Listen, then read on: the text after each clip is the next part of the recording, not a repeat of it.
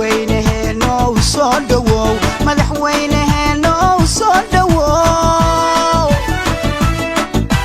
madaxweynaheena soo dhawow madaxweynaheena soo dhawow shacabku ku salaamaya satirkay ha ku ilaaliye shacabku ku salaamaya satirkay ha ku ilaaliye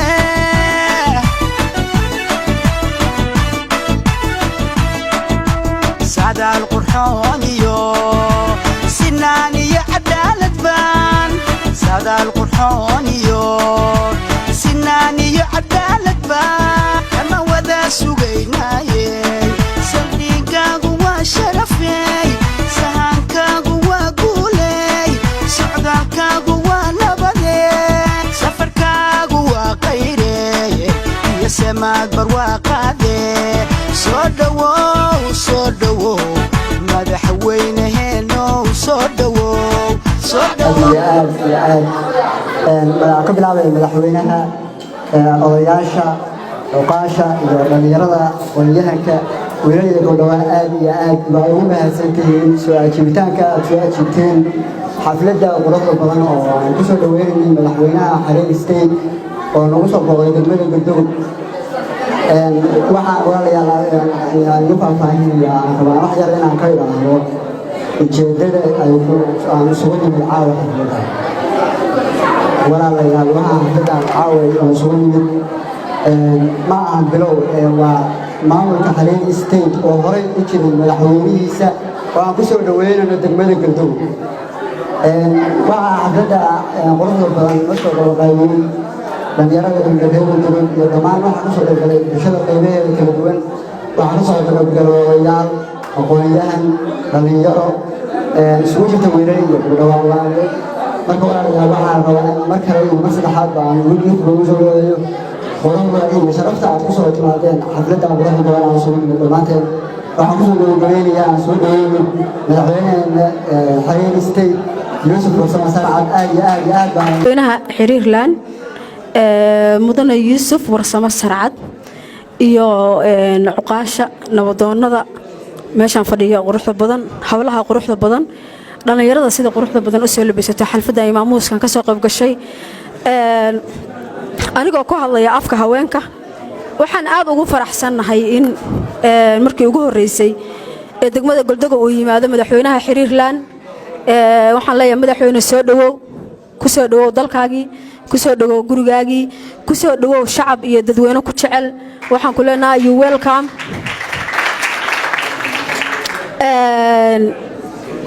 anagu 10 sano ku dhawaad baan lagu hayay Xiriirland baa idin dhahaa madaxweyne Xiriirland leeyahay iyo Xiriirland qof ah oo ma garanaysaa de taageero weyn u haya ma raba maanan arag qofkii Xiriirland hadalkiisa laga maqlaa ama wadwado kale 10 sano ka hor oo kale wiilkii Xiriirland oo oleyn jiro kale waa waalayahay baa lihi jiray marka taas inaan beenino aad baan ugu faraxsanahay dadka ma garanaysaa ee jaarka aan nahay ama dadka dariska aan nahay calamada sameystay ama astaanta lagu garto qof kasta inuu sameysto de anaga waxa naga reeb waxa weeye waa habaar in lug madaxana laga hayo diyaar uma nihin waxaan leeyahay qofna haybad gaariyo haldoornimo la sheegiyo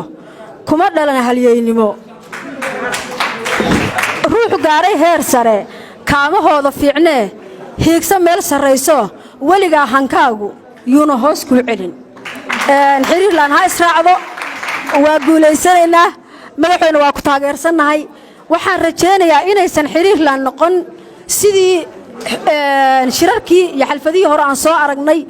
oo dib ka fashilmay tani waxay noqonaysaa midii aan asaagan kula tartami lahayn waxay noqonaysaa midii ay Galdoog ku istaagi lahayd ee cagaheeda ay ku istaagi lahayd anagu maanta inaan nabadan ku noolaano inaan ma garanaysaa ee aan farxadan iyo reereyntan maanta iskugu nimaano inaan ma garanaysaa ee koronto bilaasha biyo bilaasha nolol bilaash aan helno dad baa dhiigooda u soo daadiyay dad baa ayagoo nool jirkoodii qaar loo aasay dad baa naftooda u huray inaada ciishoon oo asaaga dhinac ka raacdid dad ayaa hogaga ugu jira dhalinyarada iyo odayaasha iyo culummada iyo madaxweynaha iyo wax oo dhan baan salaamahaya salaanka bacdi wax badan baan ku jirnay madaxweyne la'aan wax badan baan ku jirnay maanta madaxweynaan haysanaa waxaan yeelaynaa inaanan ka harin odayaal dhalinyaro habro dadka waxgaradka inaad maarata gacanta ku dhigtaan baa la rabaa inaad magaalada dhan soo kicisaan baa la rabaa waxay yeelaysaan dhalinyarada maanta haysata odayaashii waa gaboobeen dhalinyarada meesha ku haysata annagu markaan waynu kaga darmaynaynaa arrinta waxaan gacan ku siin karnaa waynu ku siinaynaa idinkaa laydinka rabaa inaa hawshaas qabataan annagu dadka kaba liidana dad baa naga yaryar baa qabsanahaya madaxweynaha waa inaad ficil yeelataan magaaladooda soo kicisaan wax badan baa nin daba joog ragga daba jooga oo ragga dabagelahaya oo aan dantooda ka shaqaysanayn waa inaad qof walbaba tiraadaan la talisaan oo tiraadaan waryaa ka soo leexo saasaa la rabaa anigu hadalka waa soo koobayaa madaxweynena waxaan leenahay waa u ducaynaynaa waxaan leeyahay madaxweyne rasmiga ilaahay ha ka dhigo haddii alla ku run yahay degmada waxaa la odhan jiray waagii hore waxaa la odhan jiray guddoomiye degmada waxay la doon jiray guddoomiye madaxweynuhuna wuxuu ahaan jiray xamar mid walba guddoomiyuu lahaan jiray maanta waxaa dhacay waa la socotaan nin walbaba madaxweynuu yeesha nin walbaba jili walbaba madaxweynuu leeyahy maanta degmo walbaba madaxweyney leedahay haddii dadweynuhu soo raaco anagu madaxweyneynu halkuuna loo joogayo waana guddoomiye marka ilaahay ha ku anfaco كفى نستعين على أمور الدنيا والدين صلى الله على سيدنا محمد وعلى آله وصحبه وسلم وبعد waxaan soo dhaweynayaa dhammaan martii sharafta ka soo qaybgalayaasha xafladda sharafta badan ee madaxweynaha dowlad goboleedka xiriirka qof kasta maskabkiisa iyo magaca uu meesha ku fadhiyaan ku soo dhaweynayaa assalaamu calaykum waraxmatullaahi wabarakaatu waxaad moodaa inay iska soo gabagaboobayso xafladdu waxaan rabaa inaan anigu 3 kalmadood oo yaryar idhaahdo mid waxaan la hadlayaa mulkiilayaasha dhabta ah ee xiriirland su'aal baan idin weydiinayaa waayo mulkiilayaasha dhabta ah ee xiriirland waa dhalinyarada waxaan leeyahay mulkiilayaalow mulkiyadiina yaa laydinka faramaroojin odayaashu dowrkoodii way qaateen annagu dowrkaygii waa qaadannay 45 sano baan anigu waxaan ahaa dagaalyahan dad badan baa u dhintay barnaamijkan waxaan leeyahay ilaahay ha idin garansiiyo awooddiinna haddaa ka faa'iidaysan waydaan idinkay nasiib darro idinku tahay haddaa ka faa'iidaysataanna cid idin jiiraysaa ma jirto midda kalena waxaan u sheegayaa madaxweyne yuusuf waxaan ku leeyahay soo dhowow shayaadiin badan baa meelahan ka nuunuulay sida kaneecadii shayaadiinta waxaan leeyahay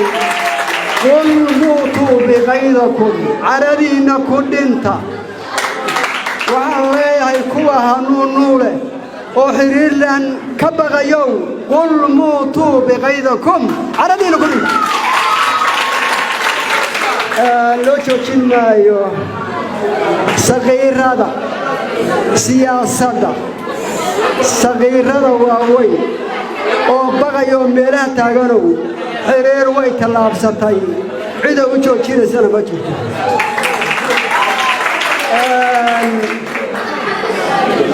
idanbaa waxaan rabaa maahmaah yar inaan idiin sheego faraska baalka la yidhaahdo ninkii yaqaan faraska marka la kaxaynayo jeedal baa lagu garaacaa jeedalkaas lagu garaacayo faraska macnihiisa ma garan karaysaan ha ku dhinto looguma dhuftee ha ku dheereeyaa loogu dhuftaa haddaba waxa weeye turunturooyinkaas ha ka baqinina ku tunta weeye macnuhu sidaas waa annagu cidna gardaraysan mayno cidna maagi mayno laakiin xuquuq madaniyo annagu aan leenahay baan difaacanaynaa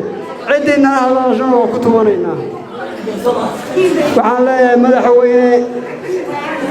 waxaad madaxweyne u tahay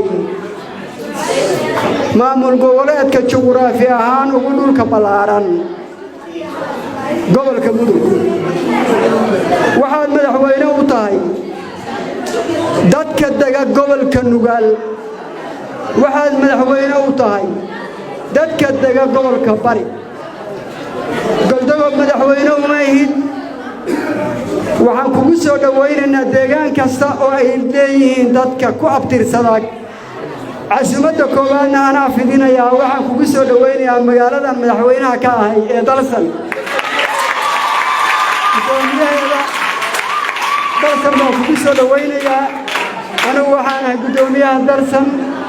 madaxweyne layga hormari mayo anaa casumadda qaba الحمد لله رب العالمين وبه نستعين على أمور الدنيا والدين وصلى الله وسلم على سيدنا محمد وعلى آله وصحبه أجمعين ما شاء الله وحان سلام يا مدحوينها مامورك حرير لان ستيت صوماليا يوسف ورسامة يوسف محمد ورسامة سرعت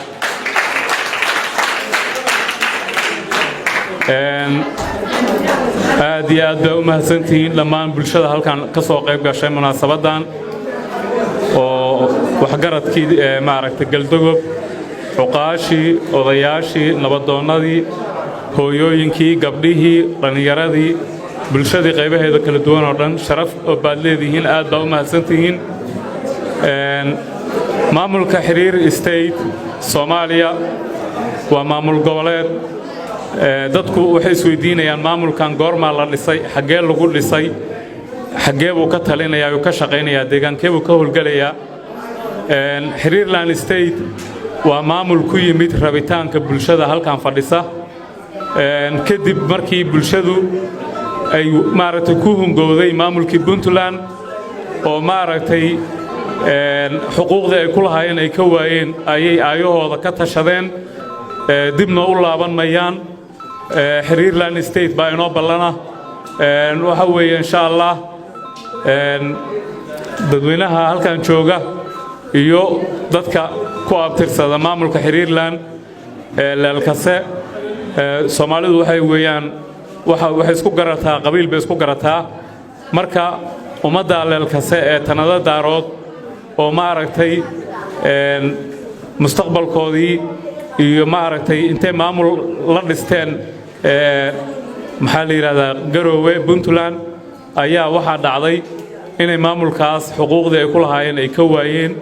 sidaas darteed waxay go'aansadeen inay ayagu tashadaan maamulkoodana yeeshaan marka insha Allah cid kastoo Soomaaliya ama gobolka nala degan iyo deegaanada mandiqada iyo dadweynaha Soomaaliyeed waxa weeyaan Xiriir State waa maamul Soomaaliyeed waa maamul u adeegaya bulshada inta tira leeg wuxuuna ku yimid dadkan iraadadooda ayuu ku yimid dadkuna ayahooda kama tashan karaan cid oranaysa ma jirto qof walba wuxuu xaq u leeyahay inuu tashado ayihiisa ka taliyo marka insha Allah aqoonyahanka anoo afkooda ku hadlaya maamulkaasi waa maamul nabadgelyo waa maamul u adeega bulshadaas ummadda tanada daarood madaxweynuhu waa aqoonyahan nooga yimid wadanka North America dhammaantiin waan idin salaamay madaxweynaha dhalinyarada gabdhaha odayaasha ciidanka qof kasta maskabka iyo magaca uu meesha ku fadhiyaan ku salaamay assalaamu calaykum waraxmatullaahi wabarakaatuh salaanka bacdi halkan baan ku jirnaa waxaan diyaar u nahay inaan u dhibanno calankaas ay falanqeeyeen dadkii igu horreeyay uma baahni hadda inaan ka sheekeeyo calankan waxaan u baahnahay inaan ka sheekeeyo maskaxdiinna iyo qalbigiinna inaan ka dhex sheekeeyaan u baahanahay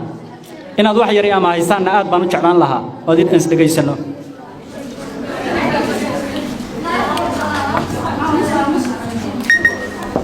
anigu hadda xamar baan ka imid xalay baan Galdogob imid wax kale oo kama imaan xalfadaan anagu imid hal qof oo bilaaadana kale oo aan dadka xalfadda ka shaqeynaya aan ahayn ismaana arkin ilaahay baa mahad iskale waa inoo qabsantay waxaan intaa u soo socday waxay ahayd laba qof saddex qof oo reer Galdogob ama reer Xariirland ah oo wada joogta mar sidee uga dhaxada shaabay ahayd waxaan intaa u soo maray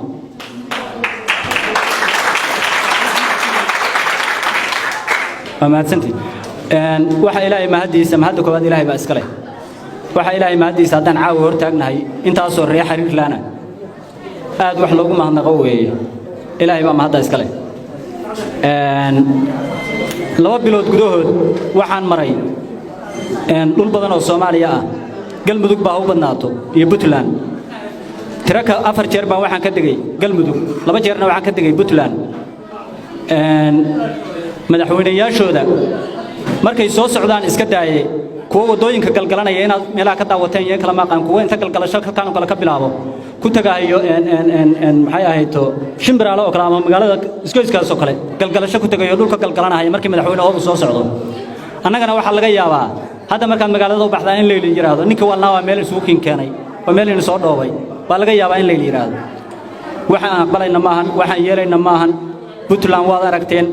waxay ahayd waan ogaanay qof macnaha maanta u baahan in la hago oo awsu aqligiisu ku filan nugu jiro in maadareeyalo waxayna ka codsanayaan qof walba caaw waxaan isku sheegno bariis wax waaga kuugu bariyo oo bardam waaga kuugu bariyo oo ku seexo ku soo toos oo ilka lagu dhigo adigoo maskaxdaada iyo aqligaaga iyo qalbigaaga marka hore waxaan u mahad celinayaa qabanqaabiyayaashii abaabulayaashii ururka dhalinyarada ee soo qabanqaabiyay hawshan caawa runtii taariikhda gashay maalin taariikhi ah habeen taariikhi ah caawa oo taariikhda gashay waxaan idin leeyahay waad mahadsantihiin intaa markaan ka gudbo waxaan salaamayaa dhammaan cuqaasha wakiilka ugaaska odayaasha saraakiisha haweenka gabdhaha quruxda badan ee dhalinyarada ah wiilasha aad u wanaagsan ee geesiyaasha dhalinyarada ah ee waxaan leeyahay maanta waa maalintiinii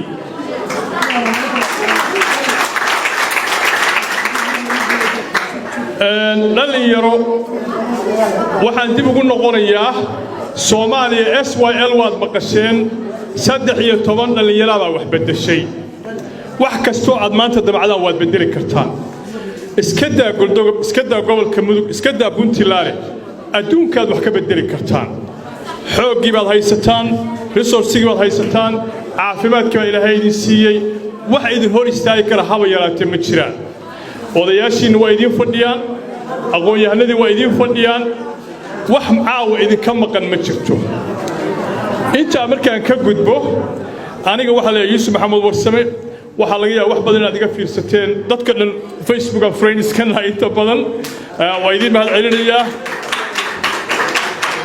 runtii Galdogob waxaan imid anigoo lay wada garanayaan imid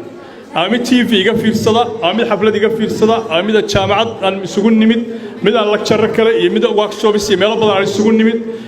dadka dibadaha inta badan waa isku xirannahay waxaan leeyahay Galdogob way soo dhaweyseen gaar ahaan dhalinyarada waxaan idin leeyahay aad iyo aad u mahadsantihiin arrintan Xiriirland ee caawa halkan aan u fadhino maaha wax cusub maaha 1911 ahayd markii ugu horeysay ee aanu isku daynay inaanu wax samayno waxay ahayd tallaabo hore loo qaaday ma ahayn wax khasaare ah waxaanu soo gaarnay maanta inaanu annagoo nabada gaalkacay ka soo degno dadkii kula shiro Galdogob Ilaahay nabad igu keeno dhalinyaradii maanta caawa halkan ayagoo boqolaal ah ay dhooban yihiin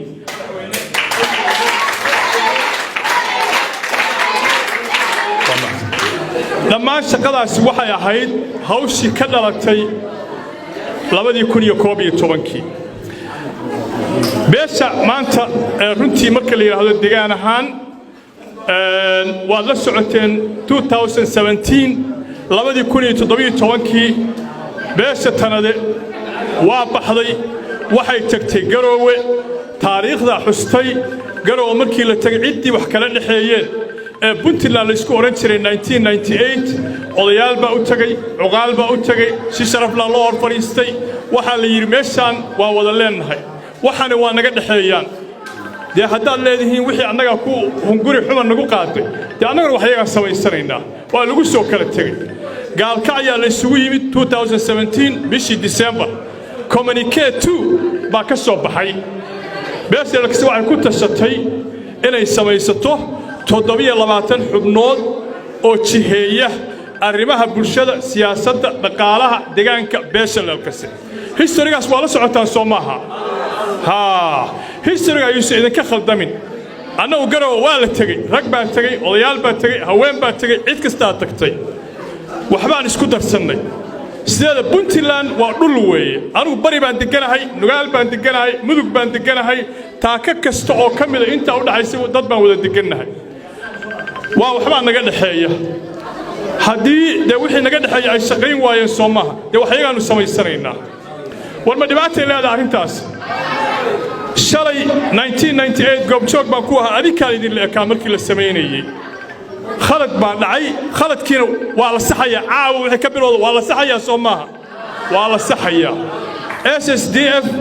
SNDU iyo USB saddex urur baa dhisay Puntland USB waa Sool iyo Sanaag SSDF iyo SNDU waa gobolka bari iyo nugaal iyo mudug baa wada deganahay waxa la yiraahdaa jasiiradaha Indonesia oo wada deganahay baa la yiraahdaa laakiin sharciga ummadda ku wada nooshaa hadday noqoto laakiin wixii wada aniga iska leh haddii waxa waa la isu deynaya qolo walba waxay qaadanaysaa inta marka laga soo noqdo qofku wuxuu isweydiin karaa oo see labadan iyo waxaan iyo hawshan la isugu dhex jiraya ayadoo aan maamul jirin baan wada deganayn oo walaalo ahayn oo qaraabo ahayn oo tol ahayn oo xidid ahayn oo sharaf leenahay oo oodi ab ka dhow oo aan sida u wada deganayn oo SDF ahayn markii dambe waxaanu garanay wareeda wal wax maamul ah aan wada samaysano 3 bilood iyo 10 habeen 100 maalmood baa la fadhiyay arrintii markii dhamaatay meeshii la isugu yimid khaladka yar baa dhacay khaladka xaq waxa uu leenahay inaan saxno shalaan sixi karnay bari baan saxaynaa laakiin maantay baanu bilownay inaanu saxno waxaanu la soo noqonnay xiriirland magac baanu leenahay awood baanu leenahay sharaf baanu leenahay ciidan baanu leenahay aqoon baanu leenahay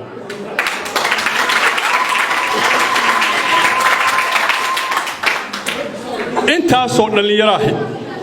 caawa runtii waxa ay isugu soo baxeen waxa ay raadinayaan wax ay leeyihiin bay raadinayaan anigu muddadii aan joogay halkii sano waxa aan tagay maamul goboleedyada waa soo maray qaabkay u shaqeeyaan siday u shaqeeyaan waxa ay yihiin dawladda federaalka ah waa la shiray cid walba oo aan arag ma jirto dastuurku waa ku meel gaar waa maqasheen Soomaha dastuurku waa ku meel gaar adinku idin sugaya inaad dhamaystirtaan ama xiriir la imaada ama mid kale la imaada ama waxa doontaan la imaada adinku idin sugaya dastuurku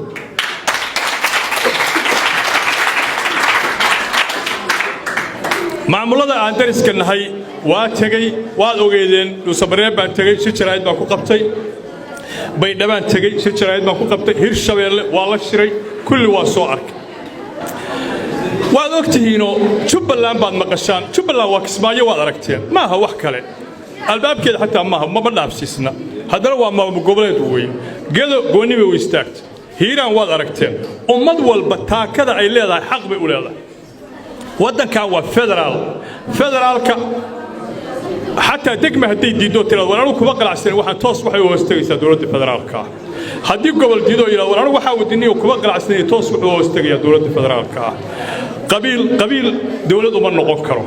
Soomaaliya inay qaran hesho waa wax la yaqaan weey waa idinku bogaadinaya arrintaas caawa aad u guntateen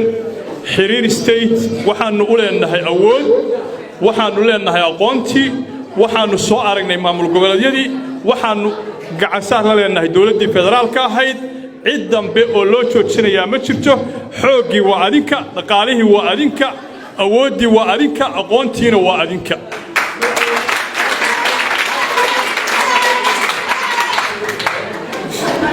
magaaladan Goldogob waa magaalo taariikhi ah waa magaalada ugu istiraatiijisan gobollada dhexe weeyaan laga soo bilaabo Guriceel ilaa Boosaaso magaalo istiraatiijiya weeyaan waxay ku fadhidaa dhaqaale balaayiin dollar ay ku fadhidaa dekadda Hobyo ilaa dekadda Garacad ilaa dekadda Boosaaso waa the only dekad qalalan oo dry port ah oo Ethiopia 100 milyan oo bini aadan ah loo baahan yahay inaan ka faa'iideysano shirkii ugu dambeeyay ee nabadaynta dowladda federaalka waxaa looga hadlayay xataa in gaalkacyo laga sameeyo boort weyn oo labada boort ay isku soo dhacaan kadibna godogob loo soo xiriiriyo oo dry port halka laga sii sameeyo waxa laga heli karaa balaayiin dollar baa laga shaqaysan karaa arrintaas adinka dhalinyarada ah weeye waxa la raadinaya caaw waa adinkii caruurtiina haddii aynan adinku hadlin oo aynan kicin oo aynan wax sheegin haddaad aamustaanna waxa idin imaanayaa ma jiraan warsoo inaa hadalla ballan maaha waa inaa hadashaa qofku xuquuq buu leeyahay xuquuqul insaan baa jira qofku waxbuu qori karaa wuu hadli karaa waxbuu oran karaa xiriir state qori ma wadato buuq ma wadato cidna duulaan kuma aha deegaanka waa la wada degan yahay anu already waa iswada aragnay qabiiladii kale waa wada hadalay qabiilo badan baa deegaanka degan waa wada shirnay waana loo sheegay insha Allah magaala madaxda Xiriirland waxay noqon doontaa gaalkacyo garsoor baan already ka diyaarinay guriyihii ka diyaarinay haddii ilaahay idinka ka dhigo godogob ma maqasheen gobol bay u qalantaa Puntland waa meeqab gobol baa la yiri 9 gobol Gardafuuy waa hal tuulo haba ma maqasheen waa hal tuulo Highland ma maqasheen waa meel yar dadkooda aad isku daro waa meel yar annaga Xiriirland caawa laga bilaabo godogob waxaan u aqoonsanahay gobolka Xiriir baan u aqoonsanahay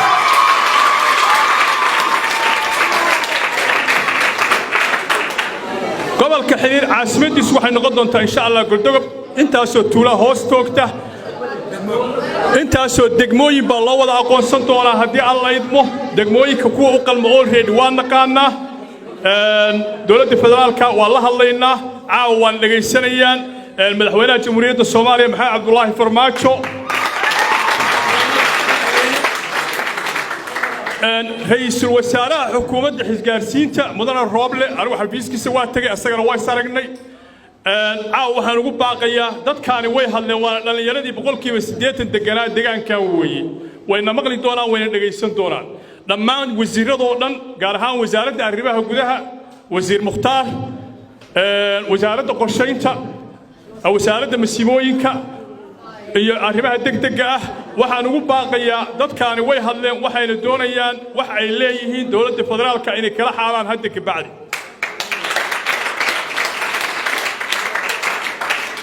إن شاء الله مركز أريمها يريح لما إنه وفد بالعرب بحث دورة وحين تجي دوران حمر وحين لشر الدوران دولة الفدرال كا يوزارة هذا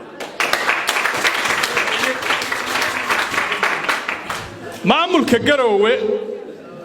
أنا قو عم بارين ما إنه وأن أغنى هيدات باسكاله خير باسكاله والمقف باشكي وقتشرا وحشكي أو نوقتشرا هذا يراتي مشروع dad baa iskale reer baa iskale shala wixii la wada lahaa maanta lama hayo 1998 markii la dhisayay gobolka Sool 180 kilomitir Garowe ilaa Burcasalkeeda baa calanka Puntland ka taagnaa maanta 17 kilomitir baa Garowe loo jiraa iyo cad calanku ka taagan yahay maanta Puntland aan wada dhisanay maaha maanta gobolka Sanaag lama hayo gobolka Sool lama hayo gacanteena waxa ku jira bari nugaal iyo xoogaaga mudug oo xiriir caawa ah